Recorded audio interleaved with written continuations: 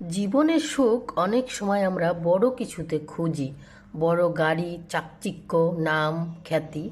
কিন্তু সত্যি কথা হলো সুখ কোনো গন্তব্য নয়, এটা হলো প্রতিদিনের ছোট ছোট অনুভবের নাম। যদি তুমি চাও প্রতিদিন খুশি থাকতে, তবে আগে অল্প জিনিসে আনন্দ খুঁজে নিতে শিখো। একটা কাপ চা, মায়ের হাতের রান্না, বিকেলের সোনালি রোদ, প্রিয় কারো একটুখানি হাসি, এই সবেই তো আসল সুখ। অনেক বড় কিছু পেলে যেমন সুখ হয়, ছোট ছোট মুহূর্তেও তেমন শান্তি পাওয়া যায়।